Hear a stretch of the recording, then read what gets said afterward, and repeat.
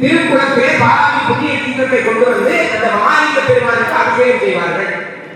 அந்த நாட்களிலே இந்த மண்டபத்தில் எல்லாம் இப்படி இருக்கிறார்கள். கிட்டத்தட்ட 8 லட்சத்துக்கும் 9 லட்சத்துக்கும் அதிகமான மக்கள் இங்கு அந்த ஒரு நாளிலே கூடுவார்கள். அதுதான் இந்த வீரமணி திருநாட்டிலே இலங்கையிலே இருக்கிற சிறப்பு.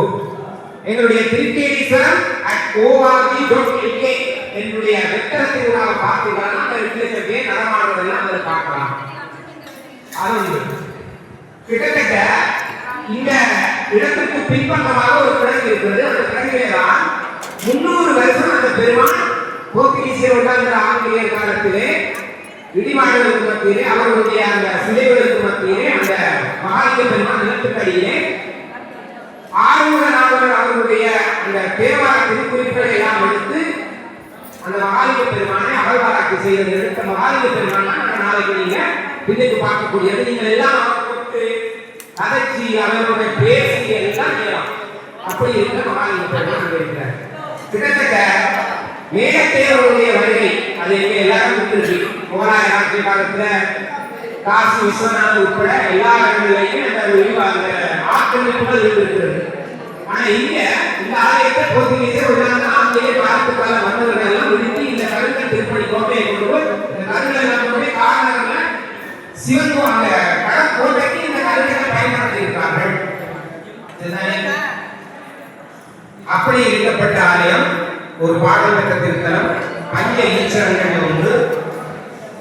இன்னொன்னு பார்க்கலாம். கேதார்நாத்தில் இருக்கிற அம்பிகைக்கு பேர் கௌரி, இங்க இருக்கிற கேதீஸ்வரருக்கு பேர் அம்பிகைக்கு கௌரி. அந்த நேர்கோட்டை பார்த்தா அந்த சிவாலயத்தின் வரிசையில அகண்டவாரம் சொல்லக்கூடிய இலங்கையில இருக்கிற ஆலயம் அதனுடைய தொடர்ச்சி நேர்கோட்டே வருகிறது. நான் இந்த திருக்கேதீஸ்வர ஆலய திருப்பணி சபையில் உதவி செயலாளராக இருக்கிறேன். தமிழ்நாட்டில் இருக்கிறது போல இந்து அறநிலைத்துறையெல்லாம் இந்த கோயில்களை பராமரிக்கிறது. அங்கே அந்த மக்களால் தெரிவு செய்யப்பட்ட ஒரு சபை மக்களாகவே நாங்கள் அந்த கோயிலை ஆளுகை செய்வோம். அதுக்கு குருக்கள் சம்பளம் அந்த வேலை பணியாளர்கள் 44 பேர் பணியாளர்கள் வச்சிருக்கிறோம். குருக்களை விட அவர்களுக்கெல்லாம் எங்களுடைய ஆலயத்தில் வருகின்ற வருமானம் சில வீட்டிய நன்கொடையாளர்கள் மூலமாக அவர்களுக்கான வேதனைகளை கையளித்திருக்கிறோம். கிட்டத்தட்ட இந்த ஆலயத்தில் 90 முதல் 44 வருடங்கள் இவ்வாறு இருந்திருக்கிறது. யுத்த காலத்திலே அவ்வளவு போரினாலே அழிவடைந்து இப்பொழுது இதே போன்று 8 மண்டபங்கள் இருக்கிறது. அப்ப எங்களுக்கு போர்த்துகீசியர் உண்டாங்கிற ஆங்கிலேயருடைய தாக்கம் அன்று இருக்கிறது. இப்பொழுதும் எங்களுடைய மதமாற்றம் சார்ந்த எல்லாம் இங்கே இருக்கிறது. எங்களுடைய தமிழ்நாட்டில் இருக்கிற தூத்துக்குடி கன்னியாகுமரி மாவட்டங்களில் இங்கே ஒரு கிருஷ்ண சபைக்குரிய ஆக்கிரமிப்பு இருக்கிறது. இருந்தாலும் இது ஒன்று சவாலாக நாங்கள் இந்த சைவ சமய பணிகளை செய்து வருகிறோம். முக்கியமான விடயத்தில் வருவோம். இப்ப நீங்கள் இன்றைக்கு உலக சிவனடியார் திருக்கூட்டத்தின் மூலமாக 146 சிவனடியார்கள் நீங்கள் தரிசிப்பதற்கு அறிவித்திருக்கிறீர்கள். இந்த மண்டபத்திலே ஒரு பகுதியான அடியார்களும் ஆலயத்துக்கு அருகே பக்கத்திலே இருக்கு இன்னொரு மண்டபம் சம்பந்த சுந்தர மண்டபம். அதுக்குள்ள 2 பகுதியாக சேர்ந்து கிட்டத்தட்ட 45 அடியார்கள் போய் இரவு தங்கி கொள்ள வேண்டும். அதை விட அங்கு இருக்கிற மனசர குணங்கள் அதாவது நோய்கள் பார்க்கணும். அதில் நீங்கள் வடிவான முறையை அழகாக பாதித்துக் கொள்ள வேண்டும்.